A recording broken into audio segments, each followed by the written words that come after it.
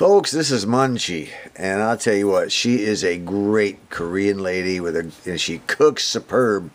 A lot of the Korean dishes I cook come directly from her website, or at least I try to cook them. There's no way I could cook them as well as she does. Let me show you something she just posted. It's called Spicy Braised Tofu, and to me it just looks so good. I have to give it a try. So let's get started here. First thing we gotta do is open up. I'm using medium firm. You can use hard for this also. The soft is not a good thing to use. Medium firm or hard, or firm, I guess they call it. Anyway, we're gonna open the package. I'm gonna slice the tofu down the center. Then I'm gonna remove half of it. Now, if I was making a big batch of this stuff, I'd take it all out. But we're gonna remove half of it. Set it on the paper towel, and then we're going to dry it off. Alright, she's dry. And what I'm going to do now is take the old knife and I'm going to cut it in little slices about, probably maybe about that thick right there. Okay? It's like a thick pat of butter. Okay? I'm going to slice it all the way down. I'll probably get about 8 or 10 of them. Meanwhile, we're going to go ahead and mix up a solution in our little measuring cup here. We're going to put a tablespoon of soy sauce, which is this stuff right here. We're going to put a teaspoon of salt and a teaspoon of sugar, which are these two puppies here.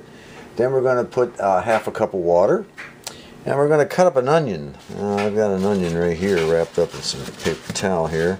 I'm going to dice it up pretty small. I'm going to really dice it up pretty small. I may not use it all, I don't know. I'm going to dice it up real small. We'll see how that works. And then we're going to add garlic to taste, which of course you know I like a lot of garlic. And last but not least, we're going to add the red pepper powder. This red pepper powder, that's what makes Korean food Korean food. And when I run out, there will be a bag of this stuff in my house till the day I croak. It is so good. And then we're going to take the sliced tofu, and we're going to fry it in a frying pan. And we're going to use grapeseed oil to do our frying. So let's get our solution mixed, and then we'll get our sliced tofu in the frying pan. I added about 1.5 teaspoons of garlic to all that other stuff, and about 1.5 tablespoons of the red pepper powder. But you know, if you ever try this stuff and you have the red pepper powder, you season it to taste. You put the garlic in to taste, okay? Now all I have to do is take these finely chopped onions and put those in there and stir it up. I don't know if I'll use the entire amount there. I'm kind of add it a little at a time, mix it around, see what it looks like. Play it by ear, and then we'll start frying the tofu. Alright, the idea here is to just brown these babies. Maybe I better turn the heat down just a little bit. The idea is to just brown them on each side. You don't want them burnt. And got to watch them constantly or they will fry too quickly. You don't want that. Get them all in there. I've only got 10. Like I said, I was able to get 10 out of it. And then we'll see what happens. While our tofu is slowly frying, what we're going to do is take our mixture here of all that stuff that we put together, the onions and the garlic and the soy and all that. And we're going to go ahead and put it in this frying pan. And just lid it. We're going to put it in that frying pan and kind of boil it down just a little bit. Let's go ahead and get it on in there. Yeah.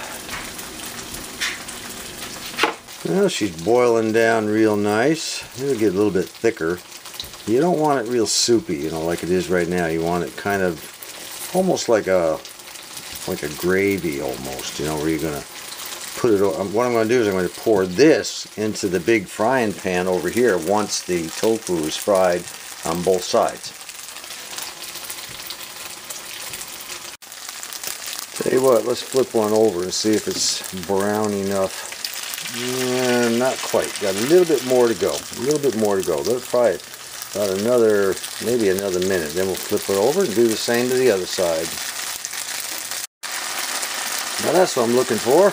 Nice brown surface on both sides, just like that. Not overcooked. You want them crunchy on the outside and a little bit soft on the inside, okay? Let's take a look at our tofu spaghetti sauce. I guess that's what I could call it. Oh, she's coming along nice. I'm cooking it very, very slowly on a very low flame, okay? Both sides are perfect now, just the way I want them. You know, they almost look like a French fry kind of color.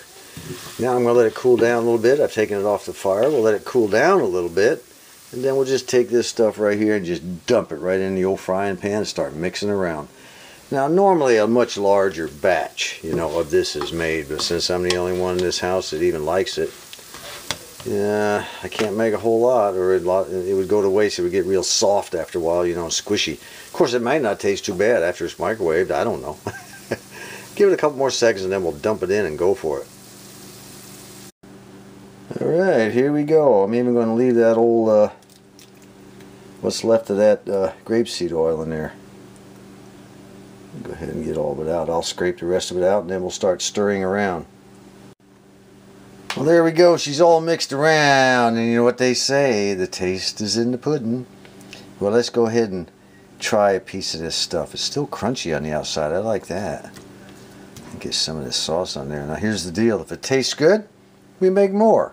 If it doesn't taste good, no biggie. I'll use the rest of the tofu for something else. Here goes.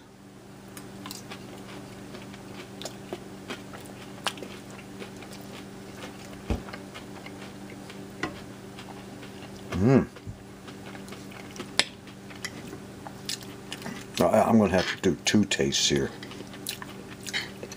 Yes, I am. You know something? I think we're going to make some more. Well, there's one thing I forgot to add. I forgot to add sesame oil, and you can sprinkle sesame seeds over the top too. You know, toasted sesame seeds. I forgot. I bet this tastes even better with a little bit of sesame oil on it. So I'm going to mix that up too. I bet it tastes even better. It tastes really, really good. Oh, it gives it that nice shine. I kind of like that. And the wife's over there playing on the computer. I have no idea what she's doing. She must be killing bad guys with a machine gun or something. I don't know. All right.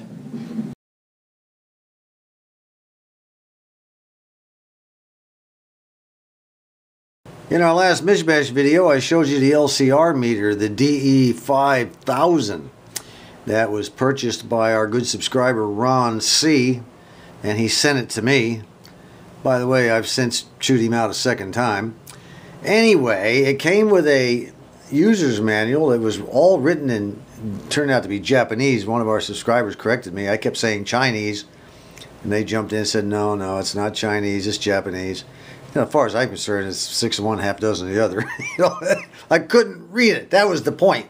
Anyway, I looked around online and I found an English version of it right here. I can now read this puppy. I printed it all out and I took it down to Office Depot. And I had them put it in a binder for me. It cost me like $4. This thing had like 19 pages. And I wasn't going to carry it around with me with 19 pages stapled in the corner or falling all over. But they put it in a nice binder with a nice plastic backing. All for $4 and some change. It was well worth it.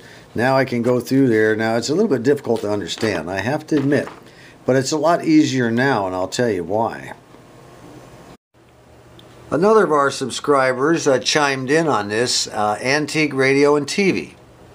And he said, John, what you need to do is you need to go see this fella right here. His name is TRX Bench. His name is Peter. His YouTube handle is TRX Bench. And he just did number 83. Video number 83, and it's all about this DE5000 meter, as you can see.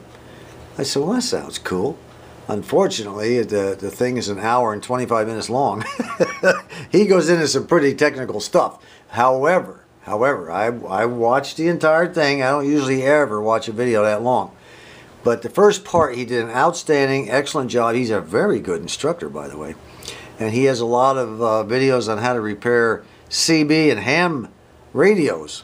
I'm talking about the modern stuff, the solid state stuff, you know. And it might be, you know, it behoove you out there, be beneficial to some of you to go check out his website if you like that solid state, more modern gear. You know, get you away from the tubes for a while. But he explained a whole lot about this DE5000. Well, we have another update on our S meter for our Hammerlin HQ129X. I finally got it to where she'll move. See, now I'm going to turn the tuning knob down here, the main tuning knob. Watch the needle right there. You'll see it swing back and forth. See her swing back and forth.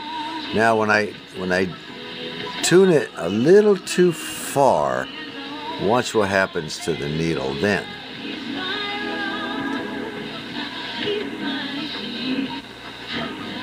There it is, stuck. What I have here is a sticky needle in the meter. There's nothing wrong with the electronics of it. So now I'll be able to tap that loose. Let me turn the main knob again. And then tap her loose. Let me see here.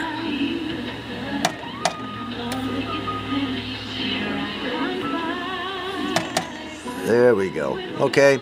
So that means I got to take the meter out and fix it. Easy fix. Man, I'm glad of that. I have the S meter removed from the Hammerlin. I did a little spraying down in there with QD electronic cleaner, but I did it from the rear. There's a hole in the rear. I did a couple of real short shots here in the front, but most of it was from the rear. It was quite dirty. Anyway, it seems to be cooperating right now. Now, of course, you could change it any second. Let's try this. Go ahead and move the needle. Alright, before when I took it up there it would stick, so I don't know. I may get it back into the unit and it may stick again. We'll see. Let's go ahead and get it back in. I think she's fixed. Let me go ahead and move the tuning knob. Last time it just went way over there and pegged. I've never had a signal strength that high on any antennas I used.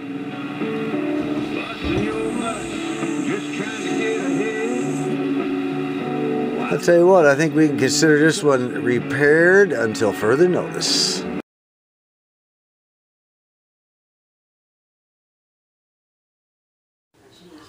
Today I'm going to try to make some bread rolls in our brand new Pioneer Woman enameled crock pot. Yes, we are. I don't know, Dutch oven. I guess it's a Dutch oven, not a crock pot. Anyway, well, I'll tell you one thing, the price is a crock. But way too high, I thought. But anyway, I've been making bread a lot all the time. I'm ready to make some rolls. I want to try some rolls. Butter's melted and the pot's removed from the stove, so now we got to add 2 tablespoons of sugar. 2 tablespoons of sugar. And a half a cup of milk. And we're going to stir that around. And when we get done, we're going to add a 1/4 teaspoon of salt. I have added the 1/4 teaspoon of salt, and I've also added 1 large egg, and I'm kind of mixing it all up right now.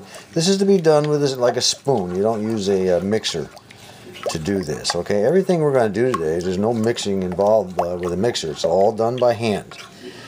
And after I get this mixed up the way I like it, I'm going to add 2 teaspoons of this stuff here. It's the not the fast dry, it's just the original regular stuff. 2 teaspoons will go in there.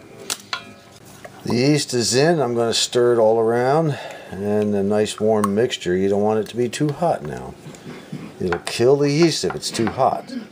Anyway, we're going to go ahead and mix it all around, and then we're going to let it set for 1 minute.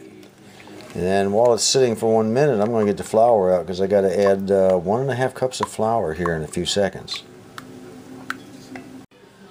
All right, here goes the 1 cup of flour and the ½ cup of flour. Now we have to stir it all around until it becomes sticky. And once it becomes sticky, then we have to let it set for an hour to rise. So that's what I'm going to be doing here for the next few minutes. Alright, see, it's kind of sticky. See it? That's what we're looking for, kind of like that, okay? See?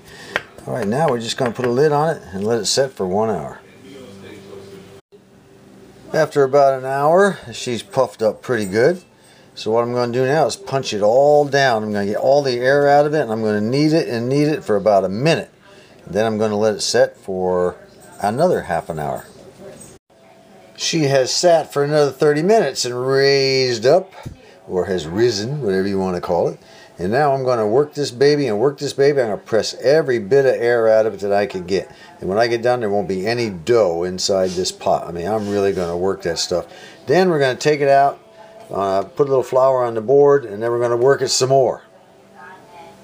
It's out of the pot and shaped into a nice round ball. It's a beautiful little ball here there. And what I'm going to do is I'm going to split that in half, and then I'm going to split each half into 3 separate pieces. So we'll have 6 rolls all together when we're done.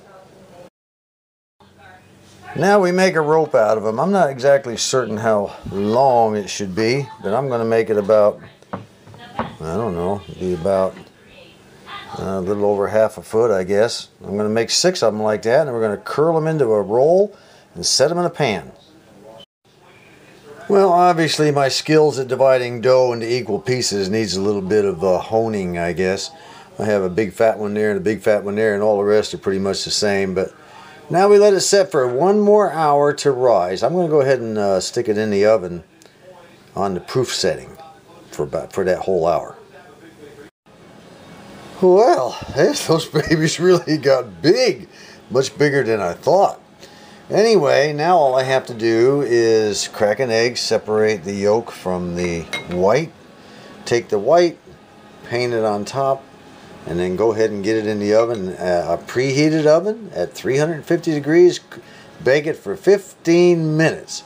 Then I have to take it out, put another coating of egg white, put it back in for about a minute. We're done. Let's see how that turns out. Well, they sure look good, and they sure smell good. Wifey, I, and Great Grandma are fixing to chow down on them. We'll see how they taste. Well, Wifey says they're good, and Grandma's fixing to take a bite.